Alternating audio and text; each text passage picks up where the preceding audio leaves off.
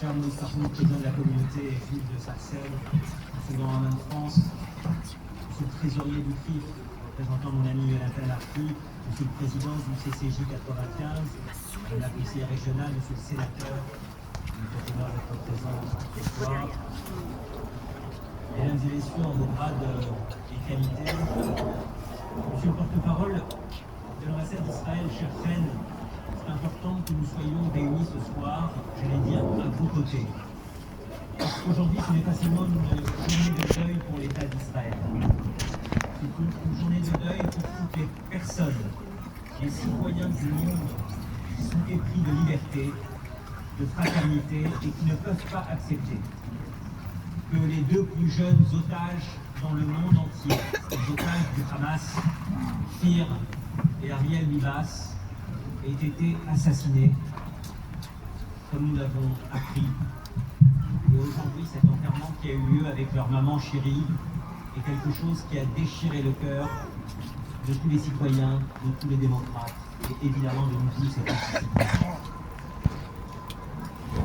Il faut aussi imaginer la douleur qui a été celle d'entendre qu'à l'abject s'est rajouté l'ignominie. C'est-à-dire que non seulement le crime est odieux, mais qu'on vient l'accompagner de propos tout aussi odieux. Monsieur le porte-parole de l'ambassade, nous avons été particulièrement choqués de lire dans la bouche de certains, ou pour ne pas dire de certaines, que la mort de Ariel et Khir aurait été due à des bombardements sur la bande de Gaza d'Israël. Quelle horreur qui s'ajoute à l'horreur des crimes lorsque l'on sait que ces deux enfants ont été assassinés par leur geôlier, qu'ils ont été tués à main nue, et que leur papa, Yarden Bibas, a dit lorsque les conclusions de l'Institut médico-légal ont été rendues: je veux et je tiens à ce que le monde entier sache la vérité sur la façon dont mes enfants sont morts, parce qu'on ne peut pas accepter qu'à l'ignominie de l'acte criminel vienne s'ajouter l'ignominie de la désinformation. Et ça, c'est quelque chose d'important, et je vous remercie, monsieur le maire, cher Patrick Haddad et Moïse Carpoun, d'avoir fait cette cérémonie qui nous réunit tellement nombreux ce soir. Parce qu'on ne peut pas accepter que dans notre pays, en France, nous soyons victimes d'une désinformation de la part de certaines personnes qui, sans foi ni loi, essayent de travestir la vérité. Israël a connu le plus grand pogrom, le premier pogrom du XXIe siècle, le premier pogrom depuis la Shoah, comme nous le rappelons à de nombreuses reprises dans nos interventions, le grand rabbin de France et moi, depuis le 7 octobre 2023. Et on voudrait nous faire croire que c'est Israël qui est génocidaire. Israël a connu l'assassinat d'enfants, de mamans, de personnes âgées qui ont été tirées de leur lit, démembrées, suppliciées, assassinées, violées le 7 octobre.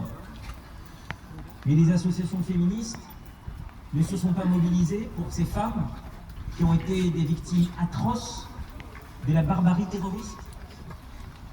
Et on voudrait nous faire croire, par une inversion des valeurs et de l'histoire, que le révisionnisme latent de certains veulent nous faire croire aujourd'hui que c'est Israël qui mènerait à un nettoyage ethnique. Alors que nous avons visité ces kibboutz, qui étaient à l'avant-garde du mouvement de la paix en Israël, qui étaient à l'avant-garde de l'aide aux Palestiniens, qu'Oded Lifshitz, parce qu'il ne faut pas oublier Oded, qui a été enterré et dont le corps a été rendu à Israël en même temps que les Bibas.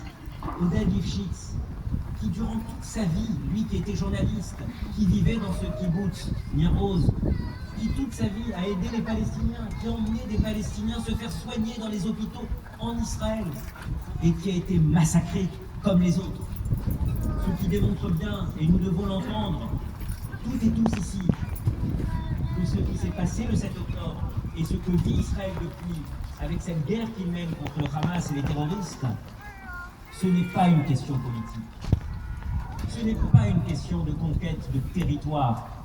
C'est simplement la volonté d'éradiquer l'État d'Israël.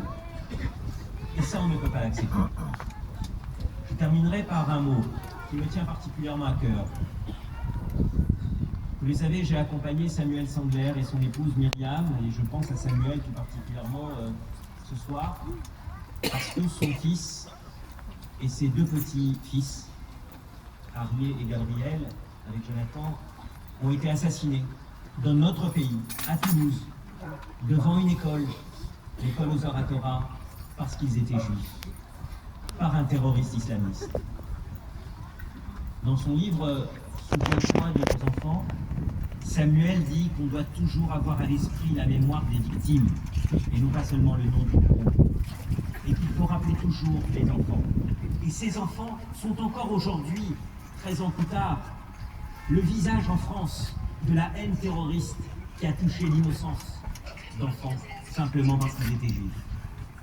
Sachez, monsieur le porte-parole de l'ambassade d'Israël, que Kfir et Ariel, au même titre que leur maman chérie, seront pour toujours, à la fois en Israël, mais pour nous aussi, dans les pays occidentaux comme la France, les visages de l'innocence martyrisée, suppliciée, assassinée par les terroristes. Et nous souhaitons une chose pour conclure, qu'Israël puisse finir cette guerre en réussissant les combats qui sont les siens pour anéantir au maximum les leaders et les infrastructures du Hamas, parce que la menace terroriste qui est là-bas est aussi la même. C'est de la même essence que celle que nous avons eu à combattre et que nous aurons à combattre encore chez nous en France.